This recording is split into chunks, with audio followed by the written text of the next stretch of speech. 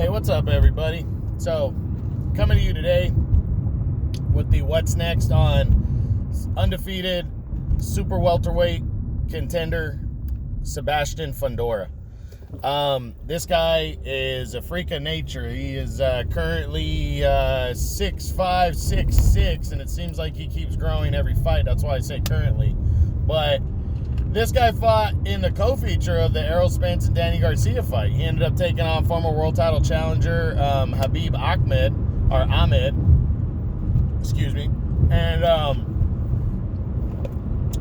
they met at 154 pounds in what was either a WBC or a WBA final eliminator. It's a little confusing because leading up to the fight, it was being called the WBC final eliminator.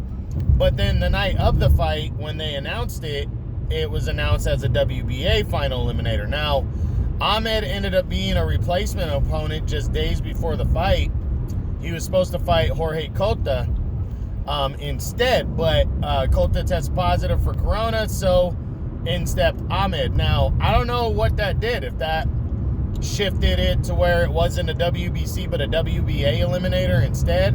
I haven't really got an official, word on that. But either way, he's ranked number 7 in the WBC and the WBA right now, and he's on the rise now. If it was a WBC final eliminator, the green belt, then he would be in line to most likely fight for the vacant title when it goes vacant. So we'll get into that. But the big question now is what's next for Sebastian Fundora, the undefeated contender. So, first off, it seems likely that if it was a WBC final eliminator, it seems to me that it's likely he gets Erickson Lubin, possibly for the vacant WBC title, because Lubin is the interim champion or mandatory number 1 contender right now, a spot that he earned by beating Terrell Gausha. And he's lined up to fight the reigning WBC champion Jermall Charlo in a rematch, the unified champ Charlo, who holds 3 belts. But it's very unlikely that Charlo's going to face Lubin again. Charlo knocked Lubin out in the first round of their fight. I believe it was 2016 or 17. And, with that first round one-punch knockout, there really isn't, Charlo doesn't see him as somebody he has to fight. So Charlo is likely going to vacate that belt and take on somebody else because he holds 3 belts now.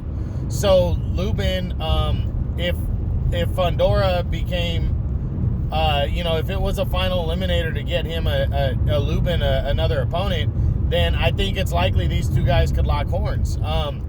Outside of that, let's run through the top 10 because it is a PBC-dominated division. And Fundora fights for the PBC, so let's see if any of the top 10 guys are possible for him. All right, we start with number 1, Jermall Charlo. I don't see it next for Fundora. Charlo he has more known options that are less risk. This guy is an absolute monster standing at 6'6". Charlo is a decent-sized guy himself, and he's only 5'11", so this will be high risk right now for Charlo, so I don't see him doing it, so I don't think this is possible. Number 2 is former unified champion Jarrett Hurd. I don't think Hurd, unless Hurd they give him a hard road to another title shot, I don't think Hurd's going to take a risk and take a guy on like him, even though they're both at the PBC, so I'm not seeing it. I'm going to say no to that one. Number 3 is the WBA regular champion, Erislandy Lara. I don't think Lara would go after him. I think Lara is actually probably the favorite to face Charlo next. And I don't think that even if he wasn't, I don't think Lara would be desperate enough to fight him. I think Lara is viewed as a beatable, slick southpaw as he's gotten older now. He's around 36, 37. So there's other notable fighters that would seem more beatable to Lara than to take on a mountain of a guy in Fundora and a much younger fighter too. So I'm not seeing this one. Number 4 is undefeated former champion Brian Castano. Castaño's lined up to face Patrick Teixeira for the WBO title. They're likely going to fight in February, so I'm not seeing this one. I don't think it's possible.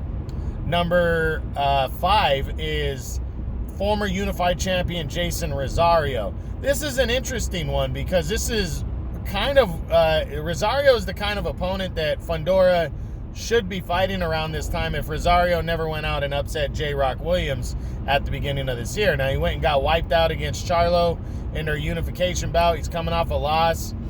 I mean, I think if he got paid enough, maybe he would take the risk and face Fundora, but I don't think he's going to do that. I think that's a big task to ask him of, yeah, even if he gets paid a whole bunch after coming off a knockout loss to Charlo. So I think it's possible because they got the same promoter, but I don't think it's likely.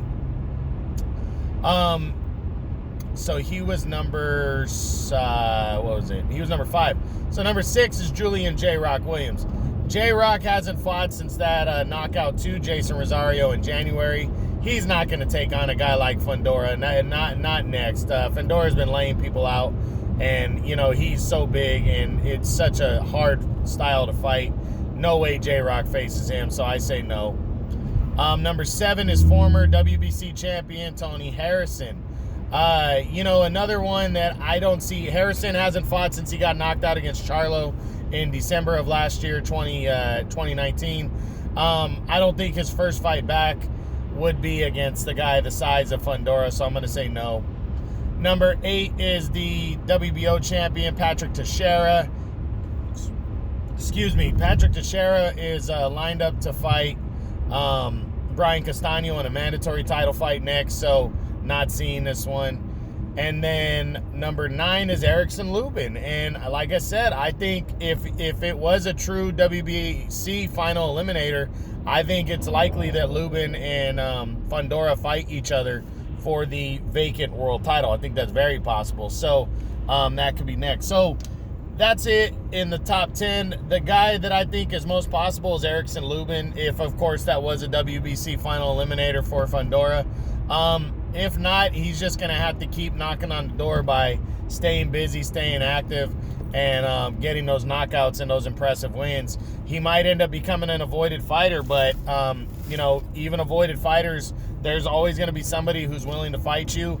And, Fundora needs to try to climb the rankings in those 2 governing bodies to try to work himself and force a mandatory title shot if one of the champions or another challenger like Lubin doesn't want to fight him. So that's it. That's the what's next on Undefeated Super Welterweight contender Sebastian Fundora. I hope you guys enjoyed it. True Boxing, you've been hit with the truth.